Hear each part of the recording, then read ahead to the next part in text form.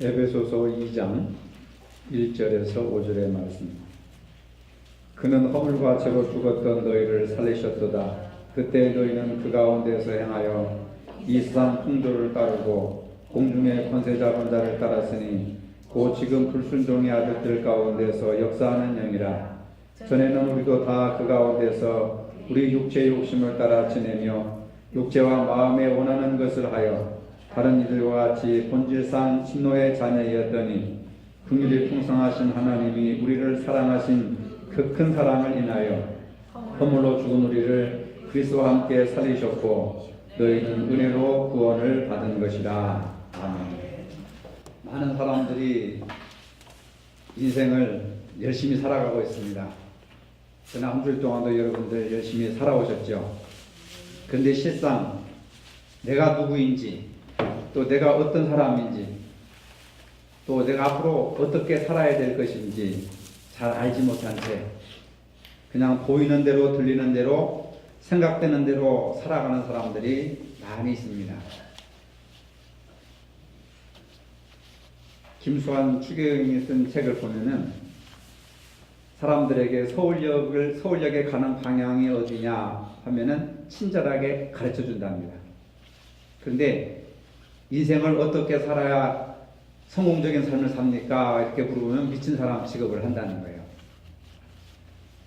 우리가 눈에 보이는 것은 잘 알고 또 그것을 추구하지만은 정신적인 가치나 영적인 가치 이런 것에 대해서는 사람들이 생각을 하지 않고 살아간다는 겁니다. 서울역을 찾아가는 것보다 인생의 올바른 생활을 살아가는 것이 더 중요함에도 불구하고 서울역 가는 방향은 잘 알고 있지만은 성공적인 인생을 살아가는 방법을 아는 사람들은 별로 없는 겁니다. 그 사람들이 들리는 대로 생각되는 대로 그냥 그렇게 흘러가는 것이 인생인 줄 안다 그 말입니다. 그 외에 특별한 다른 길이 없다고 생각을 하는 겁니다. 사람들이 다 그렇게 살고 있고 그렇기 때문에 나도 그렇게 살아갈 수밖에 없다 이렇게 생각을 하는 것이죠. 그러나 열심히 사는 것도 중요하지만은 주님 안에서 자신을 새롭게 하는 것이 더 중요하지 않을까. 주님 안에 감추인 자신을 보고 거기서 인생을 시작해야 되는데 우리는 빨리 성공하고 부자가 되고 높은 자리에 올라가고 이런 것을 굉장히 중요시 여기며 살아가고 있습니다. 지금 얼마나 많은 풍요를 누리는가 하는 것은 중요하지 않습니다. 또 누가 먼저 앞서가느냐, 누가 빨리 성공했느냐 이런 것이 중요한 것이 아닙니다. 인생의 성패는 주님 앞에 서야만 알게 되는 것입니다. 누가 주님 앞에 설 때에 그의 심판대 앞에서 칭찬과 상급을 받을 수 있을까? 세상적으로 성공한 사람이라고 해서 주님 앞에 칭찬과 상급을 받을 수 있겠습니까? 그것이 전부는 아니죠. 그럴 수도 있고 그렇지 않을 수도 있는 거잖아요. 우리는 종말론적인 사고방식을 가져야 되는데 인생의 성공과 실패는 세상에서 결정되는 것이 아니라 주님께서 결정하시고 주님께서 너는 성공적인 인생을 살았다면 그 사람의 인생은 성공한 것이고 너는 실패한 인생을 살았다. 악하고 게으른 종아 하면은 우리는 실패한 인생을 되는 것밖에 없는 거예요. 그 성공과 실패는 내가 결정하는 것이 아니라 주님이 결정하신다. 누가 주님의 심판대 앞에 칭찬과 상급을 받을 수 있을까요? 자신을 주님의 위에다, 즉 주님의 말씀의 기초 위에 자기 인생을 세운 사람이 그게 성공한 사람이라는 것을 이야기할 수 있습니다. 어떻게 빨리 달리는가 하는 것보다 중요한 것은 바른 길을 써서 달리는가 하는 것이 중요하다는 겁니다. 전혀 목표가 아닌 것을 향하여서 열심히 달려봤자 소용이 없는 것이죠. 중요한 것은 바른 길 위에 서 있어야 된다. 진리의 길 위에 서 있어야 된다는 겁니다. 그래서 예수님께서 나는 길이요 진리요 생명이니 길이 아닌 것, 진리가 아닌 것, 생명이 아닌 곳에 아무리 빨리 가고 높아지고 성공을 했어도 그건 아무 의미가 없다는 것이죠. 진리 안에서 가야 하고 또 길 위에서 가야 되고 생명 안에서 가야 된다. 그러면 길과 진리와 생명 안에서 간다고 하는 것이 무엇이냐 그겁니다. 당장의 성공이나 실패에 웃고 울 일이 아닙니다, 여러분. 자신의 인생을 바로 설정했는가? 내가 지금 길과 진리와 생명 그 길로 걸어가고 있는가? 아니면 이것과 무관하게 지금 내가 살아가고 있는가? 이것을 한번 생각해 보자는 것이죠. 바로 이런 문제를 진지하게 생각하고 해답을 주는 말씀이 있습니다. 오늘 우리가 함께 읽은 본문에서 이런 언급을 하고 있다는 겁니다. 오늘 본문 에베소서 가운데 믿기 이전의 사람들의 상태를 얘기하고 있습니다. 에베소 교인들이 교인되기 이전에, 예수 믿기 이전의 상태를 얘기하는 겁니다. 예수 믿기 이전에 우리는 허물과 죄로 죽어 있었다고 이야기하고 있습니다. 그것은 아담의 후손으로 유대인과 헬라인들이 다 죄 아래 있다고 선언되었기 때문에 누구든지 허물과 죄로 죽을 수밖에 없었다 하는 겁니다. 우리가 구원받기 이전의 상태는 사탄의 지배하에서 이 세상 통속을 줬고 공중의 권세 잡은 자를 따르며 불순종의 영의 지배를 받아왔다고 하는 겁니다. 그러나 하나님께서 만세전부터 계획하신 예정이 있어서 우리를 부르시고 구원의 은총을 베푸심으로 새로운 인생을 살게 되었다고 이야기하고 있습니다. 그것은 긍휼에 풍성하신 하나님이 우리를 사랑하신 그 큰 사랑을 인하여 허물로 죽은 우리를 그리스도와 함께 살리셨기 때문에 가능한 것이다. 이러한 사실을 바탕으로 우리는 새로운 인생을 출발해야 된다는 겁니다. 그러므로 새로운 인생은 첫째로 죄로 죽었던 자신을 발견함으로써 시작된다는 겁니다. 본문 1절에 보니까 너희의 허물과 죄로 죽었던 너희를 살리셨도다. 과거형이죠. 바울은 에베소 교인들에게 과거를 기억하게 하고 있습니다. 너희들이 과거에는 죄와 허물로 죽었던 너희들이었다. 그들의 과거의 삶을 죽음으로 특징 짓고 있습니다. 그런데 여기서 죽었던이라고 하는 말은 신체적인 생물학적인 죽음을 의미하는 것이 아니라 영적이며 도덕적인 죽음을 의미하는 것으로 생명을 주시는 하나님으로부터 단절된 상태를 말하는 겁니다. 살아있죠. 신체적으로 살아있습니다. 육신은 살아있지만은 생명을 주시는 하나님으로부터 단절된 상태에 있기 때문에 생명을 공급받지 못해서 죽었다고 얘기하는 겁니다. 성경에서 죽음은 그렇기 때문에 신체적인 생물학적인 죽음이 아니라 하나님과의 관계가 단절된 상태를 죽음이라고 하는 거예요. 인간관계에서도 마찬가지입니다. 어떤 사람과 교제가 단절되어 있다면은 그 사람과의 관계는 죽은 관계가 되는 겁니다. 부부간에도 될 수도 있고 부자간에도 될 수가 있고 친척 관계도 될 수도 있고 심지어는 교회 안에서도 죽음의 관계가 지속되는 사람들이 있습니다. 교제가 서로의 사랑의 교제가 단절된 것은 죽음의 관계가 되기 때문에 나는 그 사람에 대해서 죽었고 그 사람도 나에 대해서는 죽어서 아무 관계가 없는 겁니다. 하나님 없이 살던 과거, 즉 하나님 앞에서 죽었던 자들이다. 그 다음에 허물이라고 하는 것은 뭐냐? 정도, 바른 길에서 떨어진 상태. 그래서 부주의하여서 진리에서 떨어져 나가서 잘못된 것을 따라가는 것. 그러니까 아까도 말씀드렸지만은 길이 되시고 진리가 되시고 생명이 되시는 그 예수 그리스도 안에서 우리가 신앙생활을 하고 인생을 살아가는 것이 아니라 그 정도가 되시는 바른 길이 되시는 예수 그리스도에게서 이탈해 가서 살아가는 것. 길 잃어버린 어린양. 이것이 허물이라고 하는 겁니다. 죄라고 하는 것은 관역에서 벗어나다라고 하는 뜻을 가지고 있기 때문에 하나님께서 제시하시고 목표하신 그것을 정확하게 맞추지 못하고 관역에서 사살이 벗어난 것처럼 하나님이 제정하시고 목표하시는 뜻대로 살아가지 못하는 상태를 죄라고 하는 거예요. 우리는 죄를 나쁜 짓으로만 생각하잖아요. 물론 그것도 도덕적이나 윤리적으로 죄가 될 수 있지만 하나님 앞에서 죄는 뭐냐? 화살을 쐈는데 관역을 맞추지 못하고 관역에서 벗어난 것을 히브리어로 죄라고 하는 겁니다. 하말티아라고. 근데 우리가 하나님의 성도들은 구원받은 성도들은 이렇게 살아야 된다. 적어도 이렇게 살아야 된다라고 어떤 일정한 이렇게 목표와 관역을 만드셨는데도 불구하고 우리가 그 하나님의 뜻대로 살지 못하는 상태를 죄라고 하는 거예요. 우리가 지금 죄가 있는지 없는지, 허물이 있는지 없는지 여러분들이 스스로로 한번 잘 살펴봐야 됩니다. 죄와 허물로 죽었던 사람들이 어떻게 살아가느냐? 2절에 소개되고 있습니다. 이 세상의 풍속을 좇고 공중의 권세 잡은 자를 따라갔다. 이 세상의 풍속을 좇고 공중의 권세 잡은 자를 따라갔다. 이렇게 말합니다. 그리스도인이 되기 이전의 에베소 교인들은 현재 악한 세대와 이 세상에 의해서 지배를 받고 살아가고 있습니다. 그들의 죄악은 현세적인 세상의 기준과 가치를 따르면서 하나님께 대적하는 삶을 살았다는 겁니다. 그들의 표적이 하나님의 말씀이 아니라, 관역이 하나님의 말씀이 아니라 세상적인 기준과 가치가 그들의 관역이 되어서 그 세상적인 기준과 가치를 따라가는 거예요. 이것을 이 세상 풍속을 쫓고, 허물과 죄로 죽은 사람들이 살아가는 방법이 이 세상 풍속을 쫓고 하나님이 지시하시는 뜻대로 가는 것이 아니라 세상이 지시하는 뜻대로 세상의 기준과 가치를 따라가면서 하나님을 대적하게 만드는 거예요.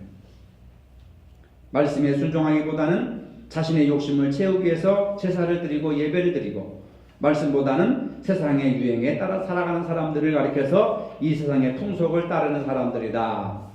그 다음에 공중의 권세 잡은 자를 따랐다고 하는 것은, 공중의 권세 잡은 자는 인간의 참된 행복과 인간에 대한 하나님의 목적을 방해하는 악의 영들, 사탄을 의미합니다.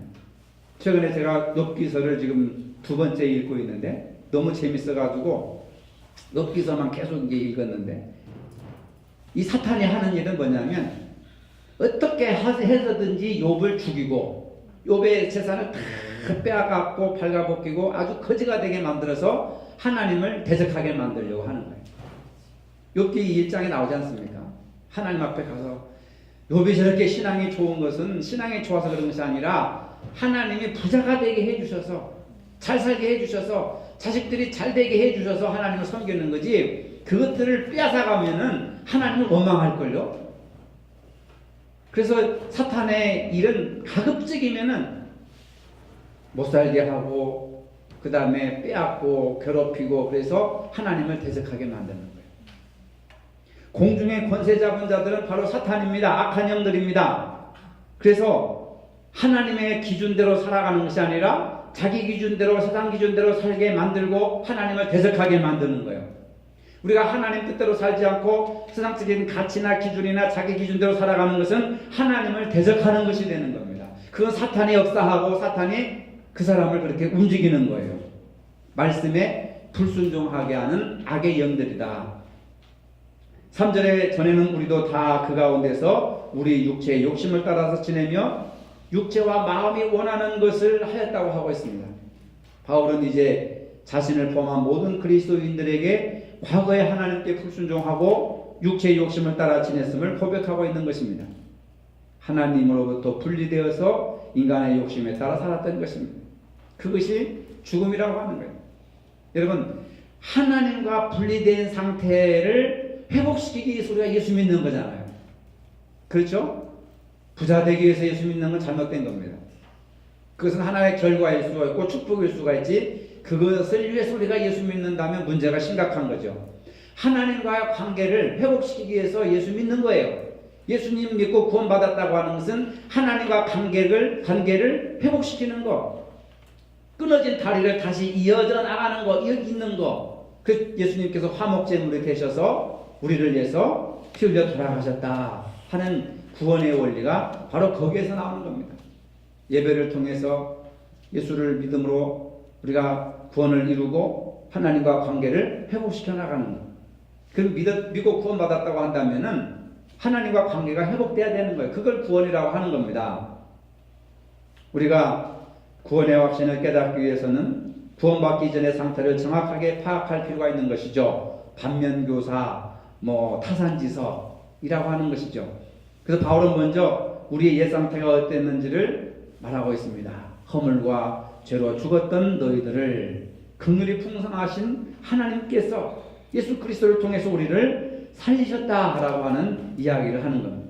그래서 예수 그리스도의 십자가의 죽으심과 부활의 승리를 통한 구원의 역사를 우리가 깨닫기 전에는 죽어 있었고, 예수님을 믿고 성령의 역사를 따르기 전에는 우리가 죽어 있었다고 하는 겁니다. 이것이 바로 구원받기 이전의 상태라고 하는 겁니다. 그러면 이제 예수를 믿고 구원을 받았으면은 성령의 역사를 따라 살아가야 하는 거예요. 성령의 역사를 따라서 길과 진리와 생명이 되신 예수 그리스도를 따라가는 것이 하나님이 원하시는 목적이고 하나님이 세워놓으신 관역이라고 하는 겁니다. 그럼에도 불구하고 믿는다고 하는 오늘 우리들의 생활 속에서는 여전히 이 세상 풍속에 따르며 살아가고 있는 모습들이 너무나도 많이 나타나고 있습니다. 세상의 온갖 거짓 신앙과 거짓 진리와 거짓 영의 활동을 따르고 있습니다. 스스로 속고 있다고 성경은 말하고 있는 것이죠. 세상의 풍속은 우상 숭배와 미신과 음양 사상에 따른 사주, 관상, 팔자, 운명에 따라 살아가는 것입니다. 많은 그리스도인들이 사업 때문에, 자녀 취직 문제 때문에, 결혼 문제 때문에 점쟁이들을 찾아가 가지고 점을 하고 오늘의 운세를 펼쳐보면서 점을 치는 사람들이 얼마나 많은지 모릅니다. 여러분들 중에서도 그런 분들이 계실 겁니다. 뭔가 좀 안 되면은 사주팔자가 이래서 그런가, 아니면 가서 점쟁이한테 가서 좀 점을 좀 쳐보자. 답답하니까 그렇겠죠. 믿고 구원받았다고 하는 사람들도 아직까지도 이러한 이 세상 풍속을 따르고 살아가는 사람들이 얼마나 많은지 모릅니다. 대개 보면은 장로님, 권사님들이 점집에 많이 온대요. 심지어는 목사들도 온다고 합니다. 책을 보니까. 장례를 치를 때에 풍수지리서를 따라야 하고, 사랑하는 자식들이 혼인을 앞에서도 사주가 맞지 않는다고 강제로 갈라놓고, 이사를 해도 방위를 보아야 한다는 등 믿는 사람들이 이런 것들을 얼마나 많이 따라가고 있는지 모릅니다. 결국 예수 그리스도가 우리를 죄에서 자유케 하셨음에도 불구하고 아직도 우리는 마음대로 할 수 없는 풍속에 속박되어 있는 거예요. 이것은 모두 공중의 권세 잡은 사탄이 이 세상 풍속이라는 이름으로 인간을 장악하고 있기 때문입니다. 그래서 인간은 잘못된 신앙으로 노예가 되고 말았어요. 두 번째로 새로운 인생은 이 세상 풍속으로부터 해방되는 것입니다. 4절에 보니까 긍휼에 풍성하신 하나님이 우리를 사랑하신 그 큰 사랑을 인하여 너희가 구원을 얻은 것이라. 하나님은 자신의 본질인 사랑을 통해서 우리를 구원해 주셨다고 하는 겁니다. 사랑이라고 하는 거예요. 그래서 예수 그리스도 안에서 그리스도와 연합하는 사람은 새로운 생명을 얻게 된 것입니다. 믿으시기를 바랍니다. 예수 그리스도와 연합한다는 거예요. 믿으면 구원받는다라고 하는 말은 예수 그리스도와 연합한다는 겁니다. 예수 그리스도 안에서 살아가는 것이죠. 예수 그리스도의 생명의 떡으로 먹고 살아가는 겁니다. 그냥 단순히 믿는다고 다 해결되는 게 아니에요. 믿는다면 뭘 전제로 해요? 예수 그리스도와 연합해야 된다. 한 몸을 이뤄야 된다는 거예요. 그래서 예수 그리스도 안에서 살고 생명의 능력이 예수 그리스도를 통해서 우리에게 공급된다고 하는 겁니다. 그래서 요한복음 15장에 보면 너희가 내 안에, 내 말이 너희 안에 거하면 무엇이든지 원하는 대로 구하라 그리하면 이루리라. 예수 그리스도와 연합된 상태 속에서 기도가 응답이 되는 거지. 목소리 크게 외친다고, 고래고래 고함 지른다고 기도 응답이 되는 게 아니고, 3일 밥 굶는다고 그 응답이 되는 게 아니에요. 저도 20일 금식 기도해보고 매일 아침 3년 이상을 매일 아침 한 끼 금식하면서 묵상하고 기도해본 그런 경험을 가지고 있습니다. 근데 나중에 또 그게 인간의 욕망으로 다시 요요현상이 일어나가지고 다시 돌아와요. 그게 중요한 것은 뭐냐면 내가 예수 그리스도와 연합했느냐, 예수를 믿는다고 한다면 예수 그리스도와 연합해야 된다 그 말입니다. 예수 그리스도 안에서 살아야 된다. 그분의 주시는 생명의 떡을 먹어야 된다는 거예요. 그 큰 사랑을 인하여서, 하나님의 그 크신 사랑을 인하여서, 그 큰 사랑을 인하여서라고 하는 말은 많은 사랑으로 인간을 사랑하신 까닭이에요. 한량없는 그 사랑으로 우리 인간들을 사랑하셨어요. 우리는 사랑받을 자격이 없습니다. 그럼에도 불구하고 하나님 존재 자체가 사랑이시기 때문에 많은 사랑으로 인하여 사랑하신 까닭에 우리를 권하여 주셨다. 이렇게 이야기를 하는 겁니다. 세 번째로 새 생명의 시작은 육체의 욕심을 떠나는 것입니다. 어떤 목사님이 자신의 경험을 글로 쓴 글을 읽어본 적이 있는데, 이분은 전도사 시절에 목사님이 다른 교회 헌신 예배를 드리러 갔기 때문에, 그때는 옛날에 이제 밤 예배 때 많이 드렸잖아요. 지금은 오후 예배 드리지만 우리 어렸을 때는 밤 예배를 드렸습니다. 주일날. 이제 담임 목사님이 다른 교회 헌신 예배로 인도하니까 이제 전도사인 자기가 밤 예배 설교를 하게 됐어요. 한 1000여 명 되는 성도들 앞에 놓고 설교를 하려니까 흥분이 되는 거죠.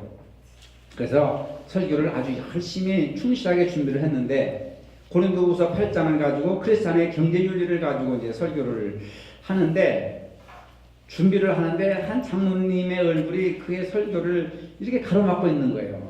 그 장로님이 어떤 분인가 하면은 서울에서 빌딩 9채를 가지고 상당한 부동산을 소유하고 있어서 우리나라에서 세금을 제일 많이 내는 사람 중에 한 분이에요.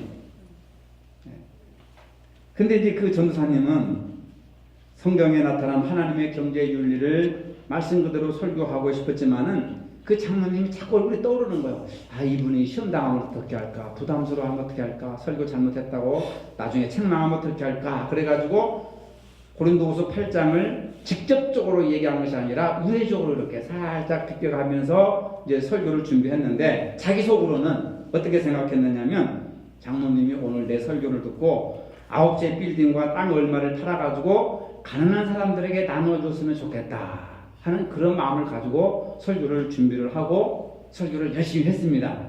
근데 이제 설교를 마치고 보니까 그 장로님이 막 웃으면서 그 전도사님에 대해 다가오면서 악수를 청하는 겁니다. 전도사님, 오늘 설교 너무 은혜가 컸습니다. 오늘 설교 너무 은혜를 받았습니다. 어떻게 젊은 전도사님이 이렇게 설교를 훌륭하게 잘하십니까? 하면서 기쁜 마음으로 막 이렇게 다가오는 거예요.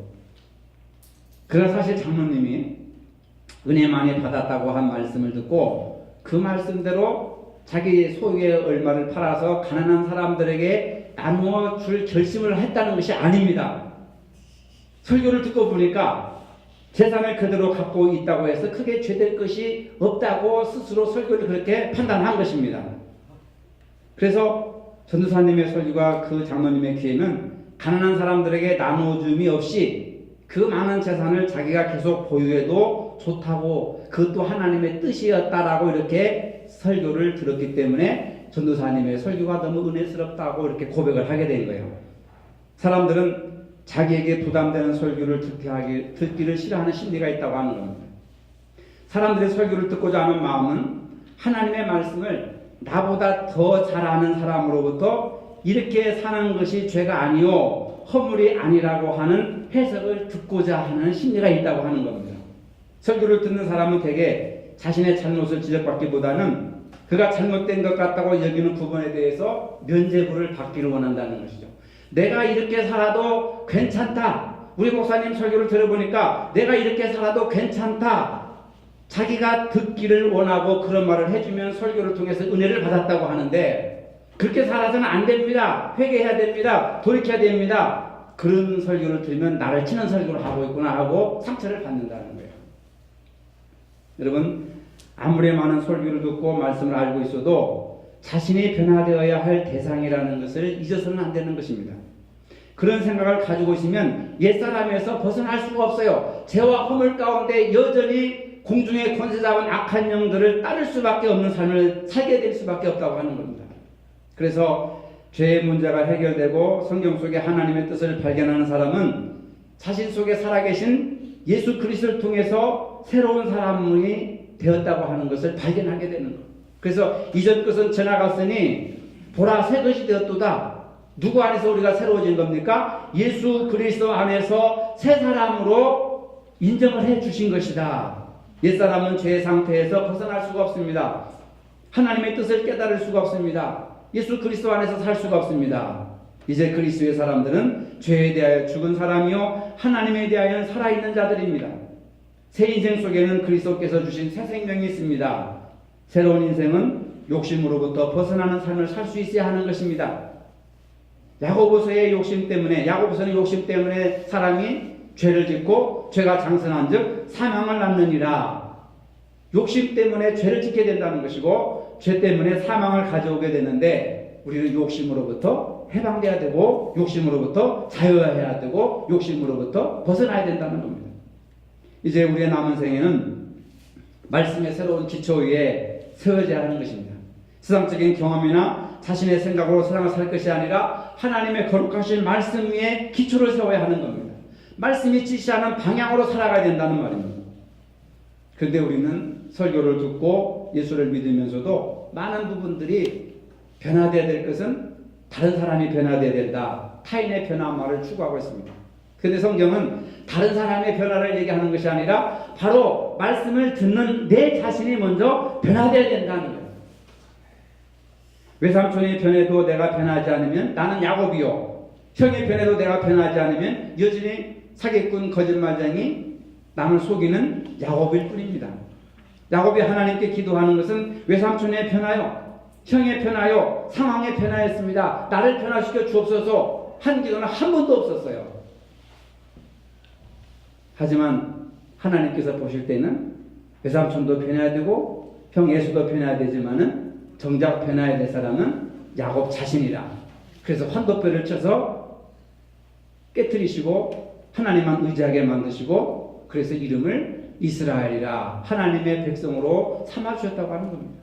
여러분, 누가 변해야 된다, 가정에서도 그렇고 직장에서도 그렇고 교회에서도 그렇고 누구만 변하면 된다 이렇게 생각하지 마시고 그 자신, 나부터 변해야 된다. 내가 변해야 된다. 많은 분들이 교회에 부흥을 위해서 기도합니다. 그러나 더 중요한 것이 있습니다. 자신의 부흥을 위해서 기도하시기 바랍니다. 가정의 평화를 원하고 있습니다. 그러나 자신이 변하면 되는 거예요. 그렇지 않습니까? 직장에서도 마찬가지고 교회에서도 마찬가지고 내가 부흥하면 자신을 위해서 자신의 신앙을 부흥시켜라는 거예요. 교회를 부흥시킬 생각하지 마시고 내 신앙이 부흥되면 교회가 부흥되는 겁니다. 여러분 자신의 부흥을 위해서 기도하시고 노력하시기를 바랍니다. 이게 문제란 말이에요. 이게. 근데 우리는 자신의 부흥을 위해서는 기도하지 않습니다. 변하지 않습니다. 그래서 안 된다, 못 된다고 이렇게 우리가 불평을 하면 안 되는 거죠. 그 안 되는 이유, 못하는 이유가 뭡니까? 내 신앙이 부흥되지 못해서, 내가 변화되지 못해서, 내가 의롭지 못해서, 나 때문에 걸림돌이 될 수가 있지 않습니까? 내 신앙의 부흥이 교회의 부흥을 가져오는 기름길이고 이제 우리는 자신의 신앙 부흥을 위해서 힘써야 하는 것입니다. 우리 모두가 다 그런 생각을 가져보세요. 내 신앙을 부흥시켜라. 성경도 더 많이 읽고 전도도 더 많이 하고 기도생활도 더 열심히 하고 예배생활도 더 열심히 하고 많은 사람들을 더 사랑하고 해보세요. 교회가 부흥이 안 되나? 교회 부흥의 비결은 환경이나 야곱이 했던 것처럼 외삼촌이 변해야 교회가 부흥되고 형이 변해야 교회가 부흥되고 환경이 바뀌어야 교회가 부흥되고 목사가 바뀌어야 교회가 부흥되고 이건 아닙니다. 내가 부흥돼야, 내가 변화가 돼야, 내가 야곱이 돼야, 내가 이스라엘이 돼야 나의 자존심이 꺾이고 부러지고 나의 교만과 욕심이 깨지고 부서질 때에 하나님이 그 사람을 들어 쓰신다 그 말입니다. 그러니까 여러분 문제를 외부로 확산시키지 마시고 나부터 부흥합시다. 옆 사람과 인사합시다. 나부터 부흥합시다. 나부터 부흥합시다. 나부터 부흥합시다. 나부터 부흥합시다. 그러면 교회가 부흥됩니다. 앞으로 여러분들 기도하실 때 교회를 부흥되게 해주시고 그런 기도도 하실 뿐만 아니라 그 뒤에 반드시 주여 세상교회를 부흥시키려면 나부터 부흥되게 하여 주옵소서, 나를 부흥시켜 주옵소서, 그런 기도를 하시기를 바랍니다. 오늘 바울은 에베소 교인들에게 새로운 인생을 살기를 원하거든 죄로 죽었던 자신을 발견하라고 합니다. 이 세상 풍속으로부터 해방되라고 합니다. 그리고 육체의 욕심을 떠나라고 합니다. 새로운 인생과 새로운 생활을 통하여서 여러분들의 모든 이들이 하나님 안에서 풍성한 열매를 맺기를 주의 이름으로 축복을 합니다. 오늘 바울은 에베소 교인들에게 새로운 인생을 살기를 원하거든 죄로 죽은 자신을 발견하라고 합니다. 이 세상 풍속으로부터 해방되라고 합니다. 그리고 육체의 욕심을 떠나라고 합니다. 주여, 오늘 우리가 변화되어 새로운 인생의 삶을 살아갈 수 있도록 도와주시옵소서. 예수님 이름으로 기도합니다. 아멘. 이제는 우리 주 예수 그리스도의 은혜와 하나님 아버지의 무한하신 사랑과 성령의 교통하심이 이제로부터 함께 하시기를 축원하옵나이다. 아멘.